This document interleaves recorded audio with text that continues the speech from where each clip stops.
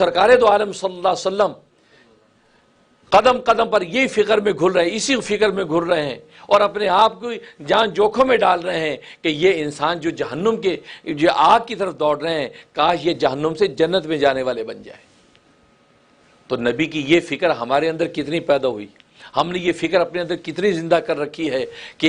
یہ کفار و مشرکین، یہ خدا کو نہ ماننے والے جو جہنم کے راستے کی طرف جا رہے ہیں، آج ان کا سانس بند ہو جائے تو جہنم کا گڑھا ان کے سامنے ہے، اس کو بچا کر میں جنت میں کیسے لے جاؤں؟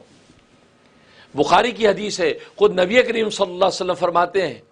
کہ جنگل میں ایک شخص نے آگ جلائی، اب آگ جب جلی ہے اور لو اس کے اونچے ہوئے ہیں تو پورے جنگل میں سے پتنگے آنے لگے، جگنوں اور کیڑے مکوڑے آنے لگے۔ اب ظاہر روشنی جب ہوتی ہے سب وہاں آتے ہیں، اب وہ آنے لگے۔ اب جب قریب آتے تو وہ آدمی ان کو ہٹاتا ہے کہ اس کے اندر گر کے مر نہ جائیں، جل نہ جائیں، ان کو ہٹاتا ہے، لیکن اس کے باوجود وہ ادھر سے آ کے آگ کے اندر گر کے جلتے ہیں۔ فرمایا بالکل میری مثال ایسی ہے کہ جہنم کی آگ بھڑک رہی ہے، اے لوگو تم اپنی نادانی یا اپنی خوب سے باطن کی وجہ سے گویا کہ بھاگ کے جہنم کے اندر گرتے ہو، اب میں تمہاری کھوکے پکڑ کے اس سے بچاتا ہوں کہ جہنم کے اندر کہیں نہ گر جاؤ، لیکن تم گرنے سے باز نہیں آتے ہو۔ یہ نبی کا غم اور فکر یہ ہے کہ خود اللہ تبارک و تعالیٰ کو یہ کہنا پڑا کہ لعلک باخع اللہ یکون مؤمنین، اے نبی آپ اپنے آپ کو جان جوکھم اتنا نہ ڈالیں،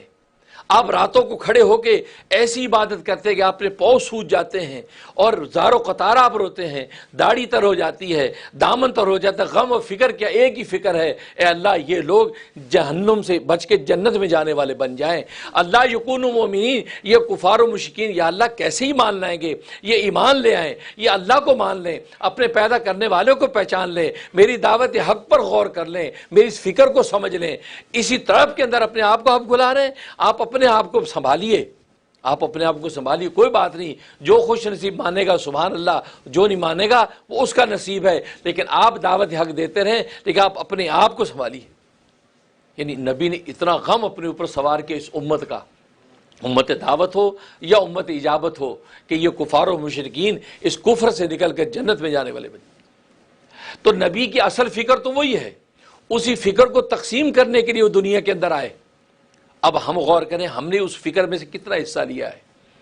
ہمیں ساتھ والے غیر مسلم کی اسلام کی کتنی فکر ہے، یہ اس کافر مشرک کو مومن مسلمان بنانے کی ہمیں کتنی فکر ہے، ہم کون سی کیسی تدبیر کریں کہ یار یہ کلمہ پڑھ لے، کون سی ایسی تدبیر کریں یار میرے نبی کے دین کو سمجھ لے۔ کبھی ہم نے سوچا؟ اگر جس دن ہم نے سوچا اس کا مطلب ہے کہ سرکار دو عالم صلی اللہ علیہ وسلم کی نبی کی جو فکر تھی دین کی اس کا حصہ ہمیں عطا ہو گیا،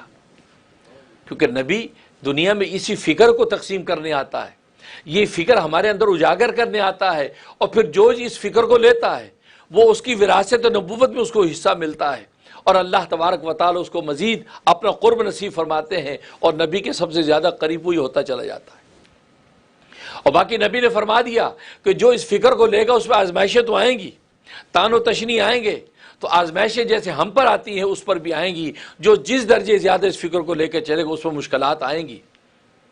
لیکن اس مشکلات پر صبر کا دامن جب تھامے رکھے گا تو اللہ تبارک و تعالی صابرین کے ساتھ ہو جاتا ہے۔